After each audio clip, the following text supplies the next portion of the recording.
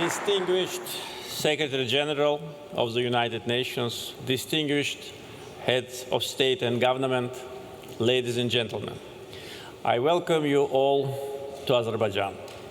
Many of our guests are visiting Azerbaijan for the first time, so I hope that they will have a chance to get acquainted with our country, its history, traditions, and culture. I would like to thank Secretary General of the United Nations, Mr. Antonio Guterres, and the Secretariat of UNFCCC for their support to Azerbaijan on the path to COP29. I congratulate my dear brother, President of UAE, His Highness Sheikh Mohammed bin Zayed Al Nahyan, and all his team with landmark UAE consensus achieved at COP28 in Dubai and their support in preparation to COP29 in Baku. Last December, by unanimous decision of almost 200 countries, Azerbaijan was honored to host COP29. We consider this decision as a sign of respect to our country, as well as appreciation of our active role on international arena. Azerbaijan is a country where East and West, North and South meet, and this is not only about geography. We can build political, cultural, energy, trade, transportation bridges between different international actors. Mega projects initiated by Azerbaijan already changed the energy and transportation maps of Eurasia and led to establishment of fruitful multinational cooperation formats. Despite 30 years long occupation by Armenia of almost 20% of internationally recognized territories of Azerbaijan, despite ethnic cleansing and deportation of 1 million Azerbaijanis from their ancestral lands, we managed to build a strong country with self-sufficient economy and independent policy. 4 years ago, we celebrated the historical victory in the Second Karabakh War. A year ago, we fully restored our sovereignty in accordance with UN Charter, international law, UN Security Council resolutions, which remained on paper for 30 years. We implemented these resolutions ourselves, restored international law, justice, and put an end to Armenian occupation. As the president of COP29, Azerbaijan will do its best to find common understanding between developed and developing countries, between Global South and Global North. For 4 years, by unanimous decision of 120 countries, Azerbaijan successfully chaired the non-aligned movement, the second after United Nations International Institution. Azerbaijan is also an active member of Organization of Islamic Cooperation, which unites almost 60 countries. With 10 members of the European Union, Azerbaijan signed agreements and adopted declarations on strategic partnership. So all this allows us to think that we may be very helpful and useful in building bridges between different important actors on the issue of climate change. Azerbaijan is an active supporter of multilateralism. At the same time, we play an active role in intercultural dialogue. Together with United Nations Alliance of Civilizations, every second year we organize in Baku Intercultural Dialogue Forum. Multiculturalism is our state policy and at the same time is our lifestyle. People of Azerbaijan, regardless of their ethnic or religious identity, live in peace and harmony as one family. Now, I would like to say a couple of words about Azerbaijan's green agenda. Our technical potential for renewable energy is estimated at 135 gigawatt onshore and 157 gigawatt offshore. Last year, Masdar from UAE inaugurated the biggest in our region solar power plant of 230 megawatts. Aqua Power from Saudi Arabia is now at the moment constructing a wind power station of potential of 240 megawatts. During COP29, agreement will be signed with BP from UK to build 240 megawatts solar power station in the district of Jabrail, which was liberated from Armenian occupation 4 years ago. And this project will provide decarbonization of one of the biggest oil and gas terminals in the world, the Sangachal terminal. By 2030, we plan to build solar, wind, and hydro power stations of approximately 6 gigawatts. But this is not all our plans. 10 gigawatts renewable energy projects, contracts and MOUs have been signed. And also we look at the export markets and work actively with our partners in order to implement another important energy security project, the Black Sea Caspian energy cable.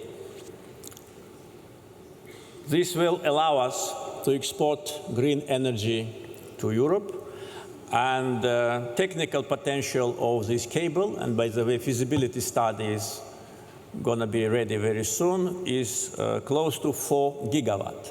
But again, this is only the beginning. Our green agenda also covers different regions of Azerbaijan. So Nakhchivan, Karabakh, and Eastern Zangezur regions of Azerbaijan are declared as green energy zones, and this is about a quarter of our territory. Now, a couple of words I'd like to say about another segment of energy security, which is oil and gas. I understand that this topic is not very popular at climate change conference, but without that, my comments would not be complete. Just to begin with information, the world's first industrial oil well was drilled in Azerbaijan, in Baku, in 1846. It is situated not far from this place. Maybe it will take 10-15 minutes drive. The first offshore oil well also was drilled by Azerbaijani oilmen in the Caspian Sea in the middle of 20th century. In 19th century, Azerbaijan produced more than a half of global oil production. And if then some Western politicians and media called us a petrostate, probably that would have been acceptable. But when they call us petrostate now, today, this is not fair, and it only demonstrates a lack of political culture and knowledge. Today, Azerbaijan's share in global oil production is 0.7. In global gas production is 0.9%. But fake news media of the country, which is #1 oil and gas producer in the world and produces 30 times more oil than Azerbaijan, call us petrostate. They'd better look at themselves, or at least at their neighbor, which produces 10 times more oil than Azerbaijan.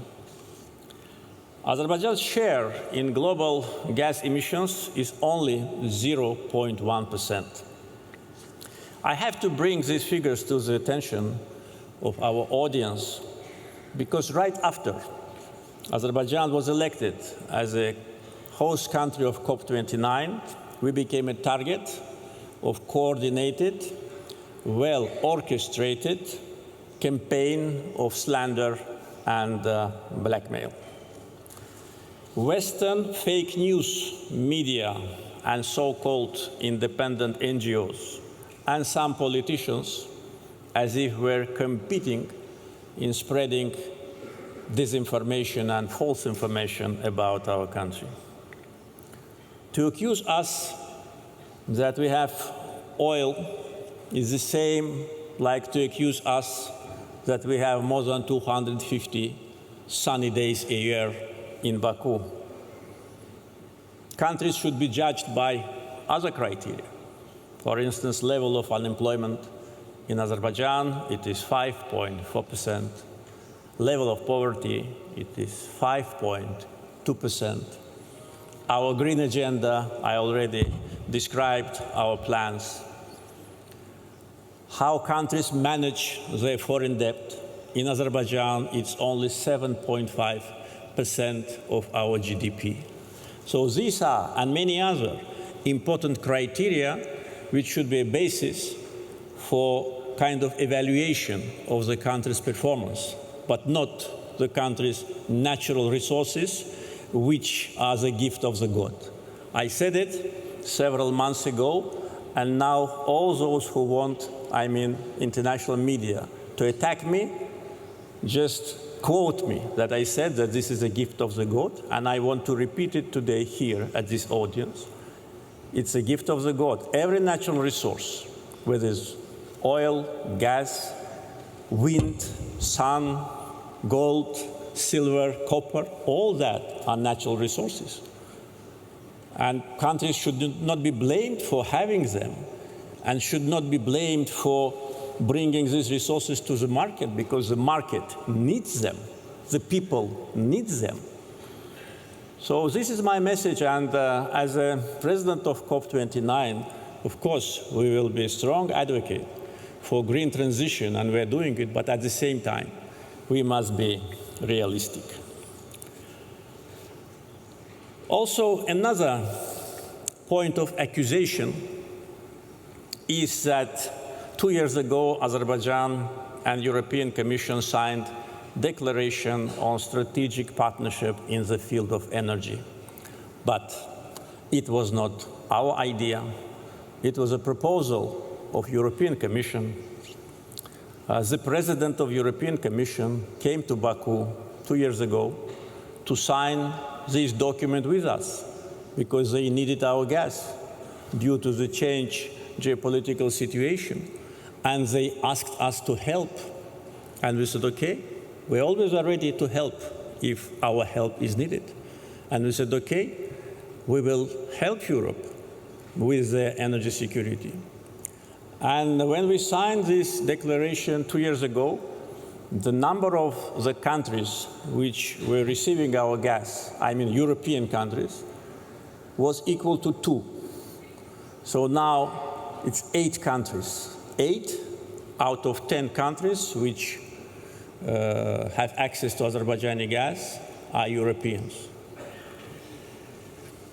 And European Commission also asked us to double gas supply to Europe by 2027, and this is reflected in the declaration which was signed by President of European Commission and myself 2 years ago in Baku.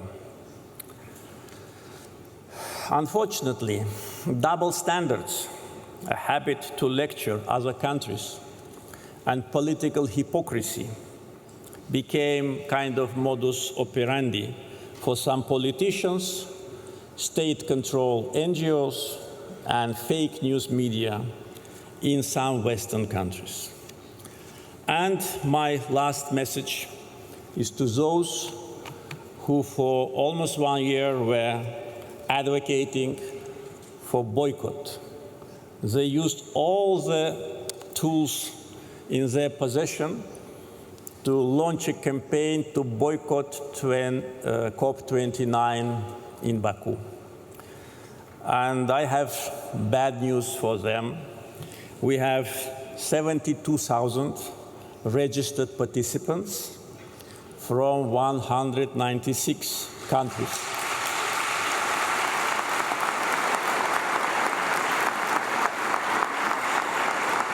among them 80 presidents, vice presidents, and prime ministers. So the world gathered in Baku, and we say to the world, welcome to Azerbaijan. Thank you.